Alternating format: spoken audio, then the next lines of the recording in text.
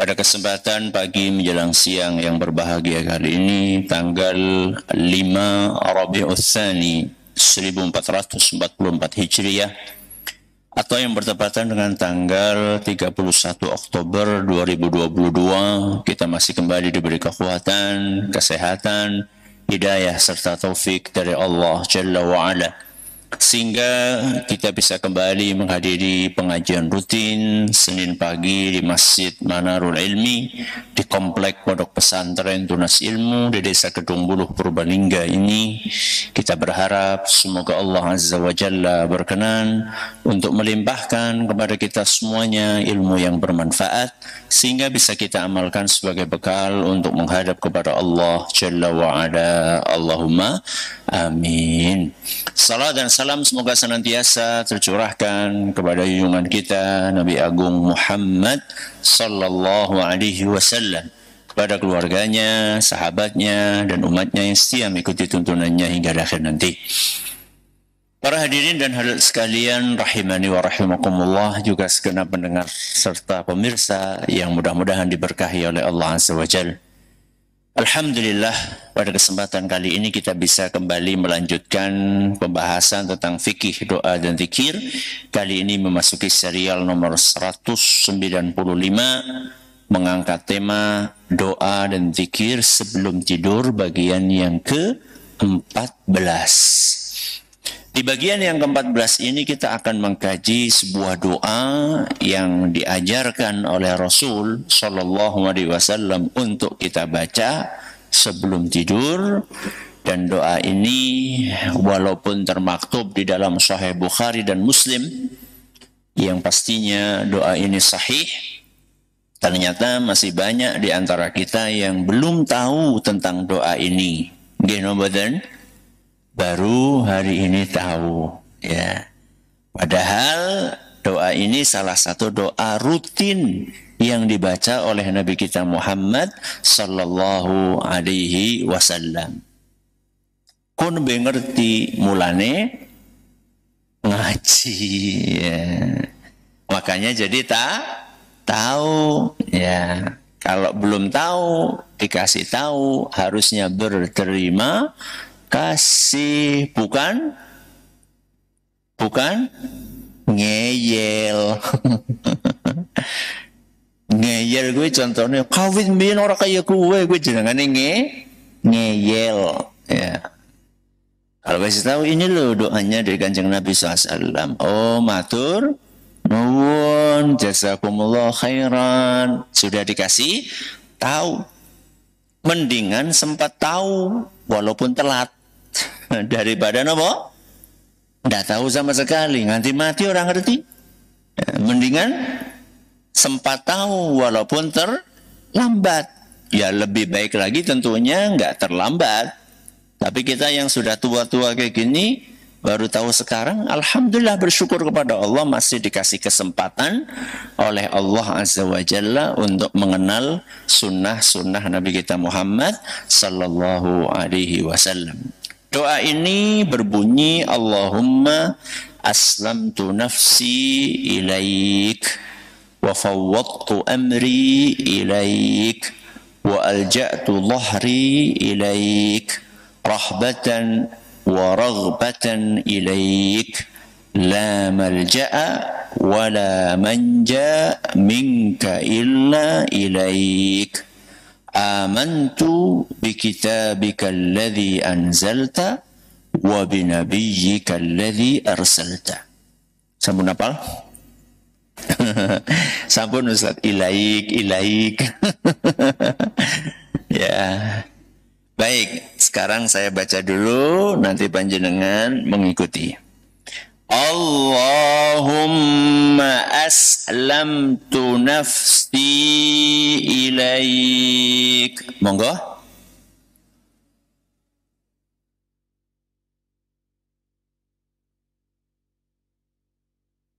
Wa fawwadtu amri ilaik.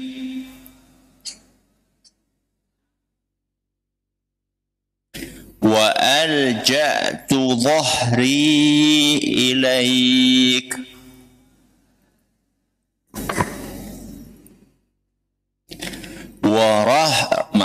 rahbatan wa raghbatan ilaik.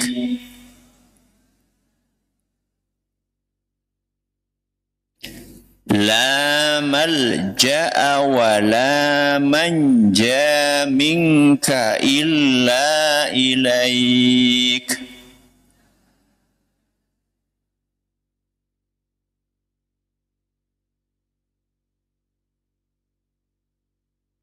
Amantu bi kitabika alladhi anzalta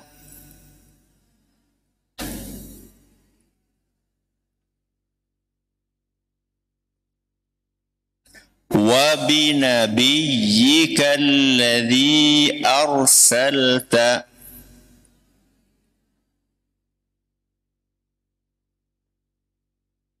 Ayo bareng-bareng, 1, 2, 3.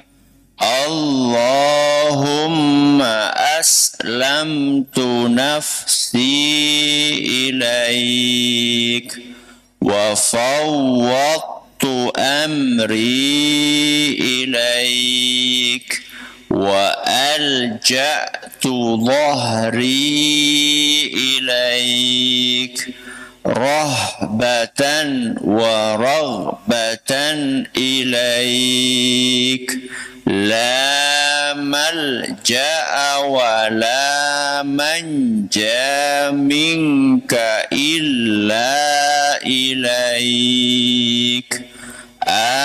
Amantu bi kitabika alladhi anzalta wa bi nabiyyika alladhi arsalta. Apa terjemahannya? Allahumma. Apa artinya Allahumma? Ya Allah, aslamtu nafsi ilaik. Aku memasrahkan diriku kepadamu. Kepada sinten berarti? Kepada Allah. Wa fawwadtu amri ilaik. Dan aku menyerahkan urusanku kepadamu ya Allah. Wa alja'tu dhahri ilaik. Aku menyandarkan punggungku kepada penjagaanmu. Rahbatan wa raghbatan ilaik. Aku mengucapkan kalimat-kalimat tadi karena takut terjerumus hal-hal yang membuatmu murka, juga karena aku berharap curahan rahmatmu. La malja'a wa la manja minka illa ilaik. Hanya engkau ya Allah yang bisa menyelamatkan kami dari hukumanmu. Amantu bi kitabika alladhi anzalta. Aku mengimani kitab yang engkau turunkan. Wa bi nabiyyika alladhi arsalta. Dan aku juga mengimani nabi yang engkau utus. Jadi doa ini adalah salah satu doa yang dianjurkan oleh Nabi kita SAW untuk kita baca sebelum tidur. Sebagaimana yang dituturkan oleh seorang sahabat Nabi SAW namanya Al-Bara. Sinten bu namanya? Al-Bara bin Azib radhiyallahu anhu. Kata beliau, Rasulullah SAW pernah bersabda kepadanya, apabila engkau akan tidur, 1, berwudulah. Berwudu yang seperti apa? Berwudu seperti mau sholat. Berarti ajaran Islam itu, ibu-ibu, lebih keren daripada sekedar nasihat dari dokter. Nasihat dari pakar kesehatan. Kalau nasihat dari pakar kesehatan, sebelum tidur disuruh ngapain? Cuci kaki. Kalau kita disuruh apa? Wudu. Wudu sama cuci kaki bersih mana? Ya wudu. Cuci kaki yang dicuci cuma kakinya. Wudu itu adalah semua anggota tubuh wudu, ya. Semua anggota wudu dibasuh. Ya, nggak cuma kaki, termasuk tangan, termasuk muka, ya, telinga, ya, mulut, kemudian hidung. Ya, kata dokter jangan lupa sikatan sebelum tidur. Kita bukan hanya membersihkan mulut, hidung pun kita bersihkan. Apa anak sikatan irung kan renana. Ya. Wudu. Ya. Kenapa wudu, Ustaz? Karena ketika seorang wudu dia dalam keadaan suci. Jadi tubuh kita setelah wudu, ya, apabila kita terkena hadas kecil, maka tubuh kita akan suci. Nah, tubuh suci itu adalah kondisi tubuh yang paling sempurna. Jadi kondisi tubuh kita paling sempurna adalah ketika tubuh kita sedang suci. Supaya suci, pripun? Wudu. Kenapa wudu, Ustadz? Karena sebelum tidur kita akan baca doa. Kita akan zikir, kita akan baca ayat-ayat dan surat-suratan yang ada dalam Al-Quran yang diajarkan oleh Nabi SAW. Nah, kondisi tubuh yang paling sempurna saat membaca doa, zikir, baca Quran, wirid, itu adalah ketika tubuh kita suci. Makanya sebelum tidur disuruh wudu. Karena mau baca doa, mau baca zikir, mau baca doa dan suratan Al-Quran, supaya ketika membaca suratan tersebut, kita membacanya dalam keadaan tubuh sedang suci. Wudu. Yang kedua, Nabi SAW memerintahkan supaya berbaringlah menghadap ke kanan. Pernah saya sampaikan, menghadap ke kanan berarti miring. Oke? Miring. Miringnya kemana? Ke kanan. Miring ke kanan itu berarti lambung. Mana yang nempel kasur? Lambung kanan apa lambung kiri? Lambung kanan. Berarti sini nih, ini kanan nih. Ya, mulai dari kepala sini, kemudian lengan, lambung, kaki, itulah yang nempel di alas tidur kita. Mau kasur, mau tikar, mau lantai, yang penting ini adalah nempel ke bagian alas tidur kita. Itu namanya menghadap kemana? Ke kanan. Dan tidak harus menghadap ke arah kiblat. Sing penting kanannya di bawah. Ya. Jadi tidak harus jenengan wah iki kadung ki dipanis kayak gini. Terus diapain? Digeser supaya ngadep, nggak harus. Ya, yang diajarkan sama Rasulullah SAW adalah yang penting sebelah kanannya yang di bawah. Sudah. Ini yang kedua. Ya. Yang ketiga baru Nabi SAW mengajarkan doa. Nah, doa ini Masya Allah luar biasa. Ya, kandungannya luar biasa dan keutamaannya luar biasa. Ya, keutamaannya luar biasa. Nanti kita akan baca. Ya, kita awali dengan membaca doa kalimat yang pertama, Allahumma aslamtu nafsi ilaik. Ini kalimat yang pertama. Ya Allah, aku memasrahkan diriku kepada. Jadi kita mengawali tidur kita itu dengan bersikap pasrah. Pasrah kepada sinten? Kepada Allah. Apa artinya pasrah, Ustadz? Siap menerima takdir Allah. Siap napa, Bu? Menerima takdir Allah. Kalau orang sudah punya sikap ini, siap menerima takdir Allah apapun itu, yang enak maupun yang tidak enak, maka hatinya akan tenang. Hatinya akan apa, Bu? Tenang. Ya. Karena dia meyakini bahwa seluruh alam semesta ini berada di bawah kendalinya sinten? Allah. Ya. Sehingga tidurnya pules. Tidurnya apa, Bu? Pules.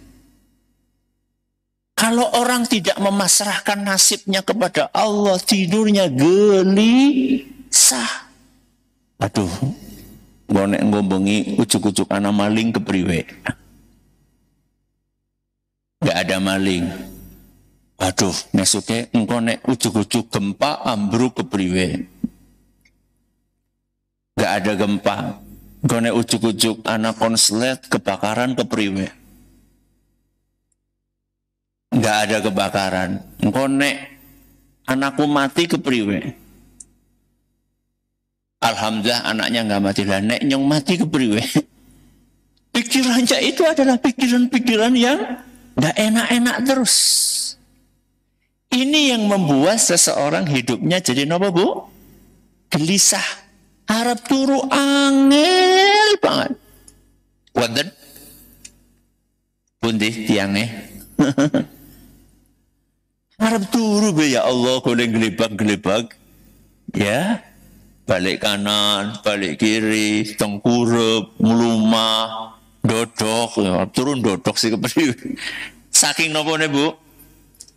Saking bingungnya, gimana bisa tidur? Kuncinya salah satunya adalah menjalankan apa yang diajarkan sama Nabi SAW. Wudu, menghadap ke kanan, memasrahkan segala sesuatunya kepada sinten? Kepada Allah. Apalagi kalau kita sudah menjalankan perintah agama, sholat, sudah baca Quran, sudah. Kalau kita termasuk orang-orang yang beriman, maka bisa dipastikan apapun takdir yang Allah bakal berikan, pasti itu yang terbaik. Pasti itu yang terbaik. Ya. Karena kita memiliki keyakinan seperti itu, maka hidup kita akan tenang. Sepahit apapun takdir yang kita alami. Sudah. Ini kalimat yang pertama. Kalimat yang kedua, apa kata Nabi SAW?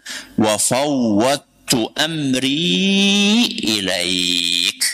Apa artinya wa fawwadtu amri ilaik? Aku menyerahkan urusanku kepada sinten? Kepada Allah. Maksudnya nopo Ustaz? Maksudnya tawakal. Maksudnya tawakal. Ya. Esuk mangan apa?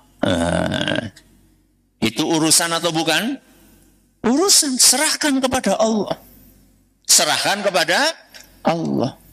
Ya. Ngesuk ujian, ngesuk daftar, ngesuk ngelamar, itu urusan semuanya. Ngesuk tandur, ya. Ini semua urusan yang akan kita jalani. Serahkan semuanya kepada sinten? Kepada Allah dengan cara tawakal. Kenapa Ustaz kita harus tawakal kepada Allah? Karena seluruh daya dan kekuatan itu di tangan Allah. Coba jenengan ketika akan keluar rumah bacanya nopo? Bismillahi, terus tawakkaltu 'alallah. Terus la haula wala quwwata illa billah. La haula wala quwwata illa billah. Tidak ada daya dan kekuatan kecuali dengan izin sinten? Allah. Sudah, serahkan semuanya kepada Allah. Ya. Besok makan apa? Yang penting kerja. Hasilnya seperti apa? Serahkan kepada Allah. Besok waktunya ngelamar, yang penting sampaikan lamaran sebaik mungkin. Masalah akan diterima atau tidak diterima, terserah sinten? Allah. Besok akan ujian, ya siapkan sebaik mungkin. Apakah besok ditakdirkan sama Allah bakalan bisa menjawab atau tidak, terserah Allah. Yang penting kita sudah menyerahkan urusan kita kepada Allah. Kemudian kalimat yang ketiga, wa alja'tu dhahri ilaik. Artinya aku menyandarkan punggungku ini kepada penjagaanmu. Ustaz nek punggungnya sing disandarkan lah sikile pripun. Ini adalah kalimat kiasan. Ya, jadi bukan cuma punggungnya, kepalanya, enggak, bukan. Maksudnya kita menyerahkan seluruh tubuh kita supaya dilindungi sama sinten? Sama Allah, itu maksudnya. Ya. meyakini bahwa seandainya kita dilindungi sama Allah Azza wa Jalla, seandainya kita dijaga sama Allah, maka tidak ada satu sosok pun yang bisa mencelakakan kita. Bukan cuma pencoleng, bukan cuma perampok, bukan cuma binatang berbisa, bukan hanya setan yang jahat, semua makhluk tidak akan bisa mencelakakan seorang manusia ketika manusia itu meminta perlindungan kepada sinten? Kepada Allah. Ya. Makanya di sini kita diajarkan untuk merasa butuh. Butuh kepada sinten? Kepada Allah. Merasa fakir. Fakir niku napa? Fakir siapa, Bu? Miskin. Fakir niku butuh. Merasa butuh kepada sinten? Kepada Allah. Mau tidur butuh sama Allah, mau bangun butuh sama Allah, mau makan butuh sama sinten? Sama Allah. Makanya kita disuruh ingat terus sama Allah karena kita butuh sama Allah. Jadi bukan mau tidur ingat pacar, ya, mau mandi ingat apa? Pacar, bukan. Kok ingat pacar? Ingat sinten? Ingat Allah karena kita butuh dalam segala kondisi, dalam waktu apapun dan dimanapun kita itu butuh sama Allah. Wa alja'tu dhahri ilaik. Selanjutnya kalimat berikutnya adalah rahbatan wa raghbatan ilaik. Ini apa ini Ustadz? Ini adalah kalimat yang menunjukkan bahwa ketika kita membaca doa-doa tadi, kita membacanya bukan hanya dengan mulut, bukan hanya dengan lisan, tapi kita membacanya diiringi dengan hati. Jadi rahbatan wa raghbatan ilaik itu adalah kita sedang mengemukakan, kita sedang menyatakan seperti apa suasana hati saya ketika saya baca doa itu. Hati saya menggabungkan antara dua perasaan. Rahbatan itu perasaan takut. Raghbatan itu adalah memiliki harapan. Jadi ada berapa perasaan, Bu? Dua. Yang pertama perasaan takut, yang kedua harapan. Takut apa? Berharap apa? Takut untuk melakukan hal-hal yang bisa mendatangkan kemurkaan Allah Subhanahu wa ta'ala. Jadi di dalam hati kita itu harus ada perasaan ini. Perasaan khawatir, ya Allah, saya ini melakukan seperti ini, mengucapkan kata ini, melakukan perbuatan itu, bersikap seperti ini kira-kira akan mendatangkan murka Allah atau tidak?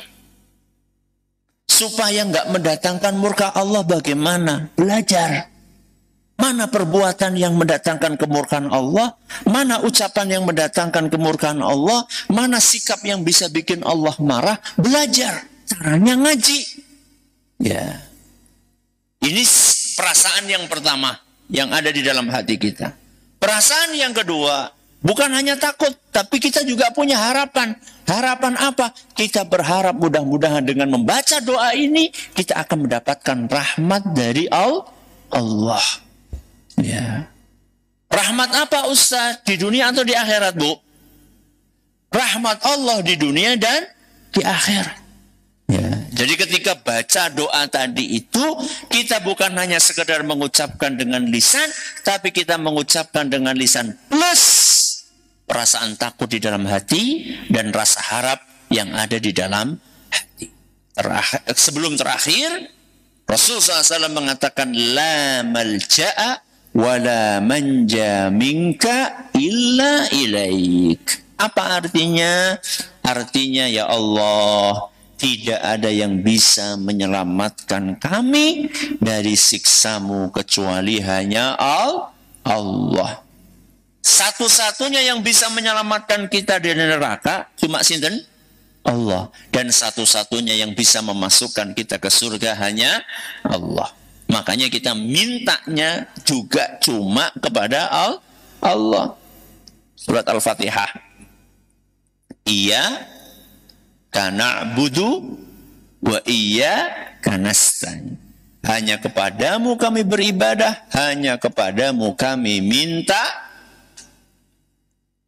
Berapa, Bu? Minta tolong. Ya. Terakhir ditutup dengan amantu bi kitabikal ladzi anzalta wa bi nabiyyikal ladzi arsalta. Ya Allah, aku mohon doa-doa ini kepadamu ya Allah, karena aku sudah berusaha beriman dengan kitab yang Engkau turunkan. Dan aku juga sudah berusaha beriman dengan nabi yang Engkau utus. Kitabnya nopo? Kitabnya nopo? Al-Quran. Nabi ini sinten? Nabi Muhammad sallallahu alaihi wasallam. Bagaimana Ustaz? Maksud dari aku beriman dengan Al-Quran, maksudnya kita meyakini bahwa Al-Quran itu kalamullah. Kalamullah sih nopo, Bu? Nopo, Pak? Kalamullah. Perkataannya Allah. Kita meyakini bahwa saat membaca Alhamdulillahi Rabbil Alamin, itu ucapannya sinten, Bu? Itu adalah perkataannya Allah. Suaranya suara kita, betul. Suaranya suara kita. Akan tetapi yang kita baca itu adalah perkataan Allah Subhanahu wa ta'ala. Karena Al-Quran itu perkataan Allah, berarti semua isi Al-Quran itu benar. Ya. Sehingga nggak bisa Al-Quran itu dibandingkan dengan primbon. Sakit apa betul? Ya enggak lah. Primbon itu bikinan sinten? Manusia. Al-Quran itu dari Allah. Mana bisa produk manusia disamakan dengan firman Allah? Ya enggak mungkin lah. Ya. Produk manusia itu bisa benar, bisa salah. Namanya kebudayaan. Namanya budaya. Itu bisa benar, bisa salah. Tapi kalau wahyu itu tidak mungkin salah. Ya. Sebagian orang di zaman ini aneh-aneh. Ya, agama harus mengikuti budaya si kepriwe. Wong agama itu dari Allah, budaya itu bikinan manusia. Ya. Bukan berarti budaya itu semuanya salah. Enggak. Budaya juga ada yang baik, tapi enggak semuanya benar. Kalau wahyu dari Allah, agama itu pasti benar. Ya. Makanya saya pernah ngasih perumpamaan kayak gini. Kalau boleh kita umpamakan, ya, agama itu ibarat kepala. Ibarat apa, Bu? Kepala, sirah. Budaya itu ibarat apa? Peci. Ibarat peci. Kita ulangi. Agama ibarat apa? Kepala. Budaya ibarat apa? Peci. Ketika jenengan beli peci kecilikan. Beli peci kekecilan. Apa yang jenengan lakukan? Hah? Oh, ibune sih ora ngagem peci. Putrane jenengan, Bu. Putrane jenengan tuh basakan peci, jebule pecine kecilikan. Apa yang jenengan lakukan? Ada dua pilihan. Pilihan yang pertama, pecine dibesarkan, alias beli yang baru. Disesuaikan pecinya dengan apa? Kepala. Atau pilihan yang kedua, kepalanya dikurangi. Kepalanya dikurangi. Sing bener sing di. Bu, yang pertama apa yang kedua? Yang pertama. Ini kan aneh. Ada sebagian orang, ini agama nggak cocok sama budaya. Agamanya yang dikurangi supaya cocok dengan apa? Dengan pecine. Itu priwis sih. Pola pikirnya itu gimana? Ya. Jadi Budaya itu produknya manusia. Yang namanya produk manusia itu bisa benar, bisa salah. Bisa baik, bisa tidak baik. Ya. Kalau agama itu wahyu dari sinten? Allah. Namanya wahyu dari Allah, itu tidak ada yang nggak baik. Pasti apa? Baik. Nggak ada yang salah, pasti benar semuanya. Ya. Itulah konsekuensi kita ketika kita mengatakan amantu bi kitabikal ladzi anzalta. Ya Allah, aku beriman dengan isi Al-Qur'an. Bahwa Al-Quran itu panduan hidup kita, akan mencerahkan kehidupan kita, akan membawa kebaikan buat kita. Yang terakhir, wa binabiyyikal ladzi arsalta. Dan aku juga beriman dengan nabi yang engkau utus. Sinten? Nabi Muhammad sallallahu alaihi wasallam. Kenapa kok Nabi Muhammad SAW yang diutus sebagai penutup seluruh nabi? Karena beliau sallallahu alaihi wasallam manusia yang paling baik. Dari miliaran manusia yang ada di muka bumi, atau triliunan manusia yang ada di muka bumi ini, yang terbaik, yang teristimewa, yang paling bertakwa, yang paling dicintai oleh Allah, sinten Bu?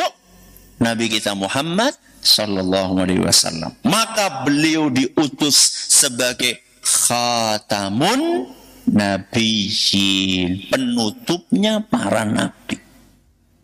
Maka kalau ada nabi, ada orang ngaku sebagai nabi setelah diutusnya Nabi kita Muhammad sallallahu alaihi wasallam, maka bisa dipastikan itu nabi palsu.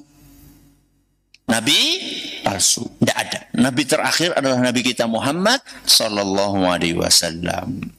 Makanya beliau oleh Allah Azza wa Jalla diutus untuk alam semesta semuanya. Berbeda dengan nabi-nabi sebelumnya. Ya, kalau nabi-nabi sebelumnya diutus oleh Allah untuk bangsa tertentu. Misalnya ya Nabi Musa ya, atau Nabi Isa diutus untuk Bani Israel. Ya. Dan nabi-nabi sebelumnya juga demikian. Ya, Nabi Ibrahim, ya. Kemudian Nabi Musa, Nabi Isa, ya, dan nabi-nabi yang lainnya, rasul-rasul yang lainnya diutus oleh Allah untuk bangsanya saja, untuk kaumnya saja. Tapi Nabi kita Muhammad SAW itu diutus untuk rahmatan lil alamin. Apa artinya rahmatan lil alamin? Sebagai rahmat untuk alam semesta. Jadi keliru orang mengatakan, oh Islam gue impor sekang Arab sih, kepriwe. Islam itu diturunkan di Arab, itu betul. Tapi bukan berarti Islam itu hanya untuk orang Arab, bukan. Ya. Islam itu bukan agama pendatang, Islam itu diturunkan sama Allah. Untuk orang Arab atau untuk alam semesta? Untuk alam semesta. Loh, bukannya mereka yang bolak-balik mengatakan Islam itu harus rahmatan lil alamin. Alamin itu bukan Arab artinya. Alamin itu artinya seluruh alam semesta. Kalau pakai pemahamannya jenengan berarti ya rahmatan lil Arab jenengan. Rahmat untuk orang Arab, bukan. Ya. Islam itu diturunkan oleh Allah Azza wa Jalla supaya menjadi kasih sayang untuk seluruh bangsa. Ya. Bangsa Arab, bangsa Asia, ya, bangsa Eropa, bangsa Afrika, ya, semuanya bangsa-bangsa ini mereka berhak untuk mendapatkan nikmatnya ajaran Islam. Ya. Dan tidak usah dikasih label-label macam-macam. Ya, nggak usah dikasih label-label macam-macam. Ya, karena Islam yang dibawa sama Rasul SAW itu adalah Islam yang sempurna. Kalau sempurna itu berarti nggak usah Nggak usah ditambahi dan nggak boleh dikurangi. Kita ulangi. Islam itu ajaran Islam yang dibawa oleh Rasulullah SAW itu adalah Islam yang sempurna. Karena sempurna maka tidak boleh diapakan Bu? Ditambahi dan tidak boleh dikurangi. Saya kasih ilustrasi. Alhamdulillah semua yang hadir di sini matanya sempurna. Sempurna niku maksudnya nggih jumlahnya pinten? Kalih. Ya, mata kita semuanya jumlahnya berapa? 2. Sempurna atau tidak? Nah, ditambahi pripun? Mata yang 2 ini sudah sempurna. Kalau ditambahi jadinya gimana, Bu?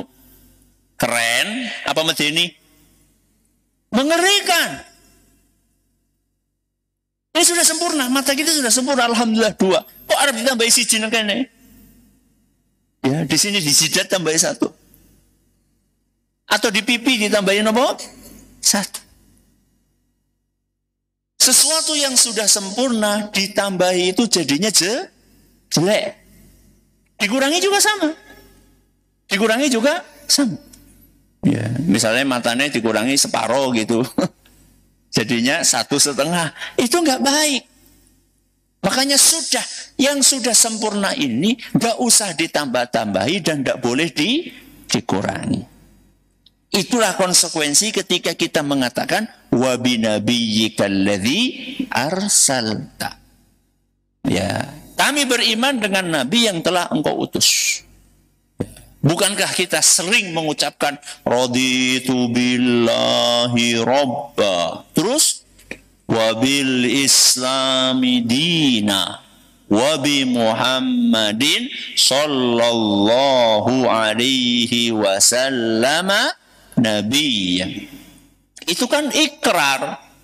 Ikrar bahwa kita sudah menerima nopo Allah sebagai Tuhan kita, Islam sebagai agama kita, Nabi Muhammad SAW sebagai Islam sebagai agama kita, Nabi Muhammad SAW sebagai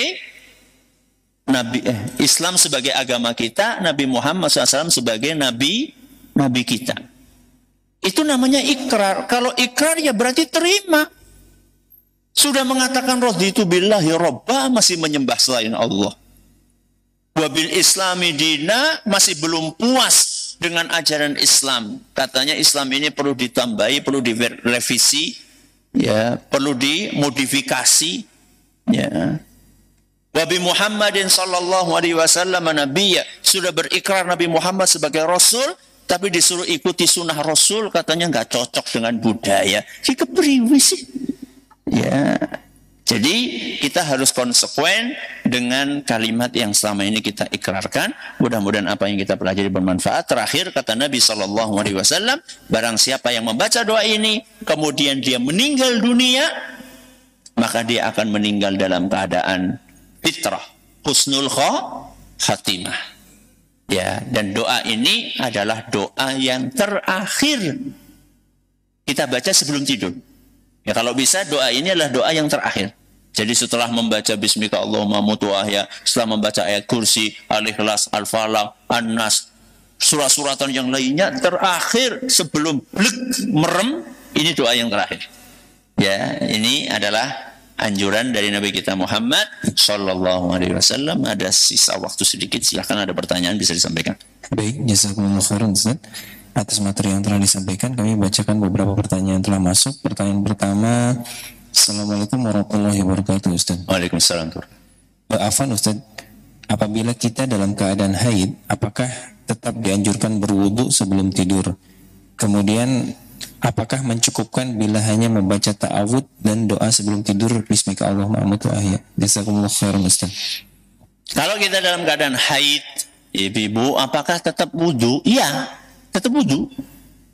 Tetap wudu. Apakah tetap baca doa ini? Iya, tetap baca doa. Ayat kursi, Al-Ikhlas, Al-Falaq, An-Nas, baca. Tetap baca. Ya, tetap baca. Yang tidak boleh wanita haid itulah memegang mushaf. Memegang apa? Mushaf. Mushaf ini apa? Al-Quran. Ya. Tapi kalau jenengan baca ayat kursi, apa harus megang mushaf Al-Quran? Kan enggak. Sampun apal napa dereng, Bu? Sampun, ayat kursi kan sudah apal. Al-Ikhlas apal mboten? Al-Falaq apal? An-Nas hafal? Ya udah, baca aja enggak apa-apa. Yang tidak boleh adalah menyentuh dengan tangan ini mushaf Al-Quran. Tapi kalau membaca Al-Quran dengan hafalan, itu enggak masalah. Boleh-boleh saja. Jadi keliru pemahaman yang menyatakan bahwa wanita haid itu libur ibadah semuanya. Yura. Liburnya itu cuma sholat sama puasa, ya, sama menyentuh mushaf Al-Quran, ya. Adapun berzikir, zikir pagi, zikir petang, doa sebelum tidur, itu tetap dianjurkan, ya. Maka hati-hati yang sedang haid, bukan berarti jenengan itu libur semua ibadah. Ya, lanjut. Tadi belum terjawab Ustaz pertanyaannya. Ada yang apakah mencukupkan dengan membaca ta'awud dan doa sebelum tidur saja Ustaz? Boleh. Ya, hanya membaca doa itu boleh, tapi kurang sempurna. Yang sempurna adalah membaca semuanya. Jadi zikir-zikir yang kita pelajari sampai nomor 14 ini, sampai nomor 14 ini, itu kalau jenengan baca sebagiannya enggak apa-apa. Tapi kalau pengen sempurna ya baca semuanya. Ya baca semuanya. Jadi enggak dosa. Bahkan jenengan enggak baca pun enggak dosa. 14-nya ini semuanya jenengan enggak baca, jenengan enggak dosa. Karena ini sunnah. Tapi jenengan rugi. Jenengan rugi. Karena sudah tahu ilmunya kok tidak diamalkan. Punya peluang dapat pahala tapi tidak dimanfaatkan. Ya. Baik, terima kasih jazakumullah khairan. Pertanyaan berikutnya, Assalamualaikum warahmatullahi wabarakatuh Ustaz. Waalaikumsalam. Ustaz, saya ibu yang sedang menyusui. Qadarullah yang keluar ASI hanya dari sebelah kiri saja. Jadi setiap tidur saya pasti miring ke kiri. Karena kalau miring ke kanan akan membelakangi anak. Bagaimana ya Ustaz? Jazakumullah khairan. Tidak apa-apa insya Allah. Ya, ini kalau dalam kondisi darurat tidak apa-apa. Ya. Contoh kondisi darurat yang lain, wudunen. Kenapa? Wudunen. Ya, ada bisul. Bisulnya di mana?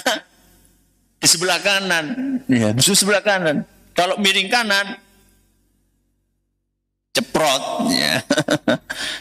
Tidak apa-apa miring kiri. Itu adalah kondisi-kondisi darurat. Lagi pula ini kan seperti yang saya katakan, ini sunnah. Ya. Bukan meremehkan sunnah, tapi untuk memahami bahwa kalau ditinggalkan ada konsekuensi hukumnya atau tidak, itu saja.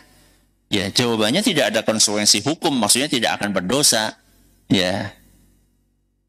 Karena kondisinya seperti tadi. Tapi ya saya anjurkan kepada saudari penanya supaya dikonsultasikan kepada pakar kesehatan supaya apa?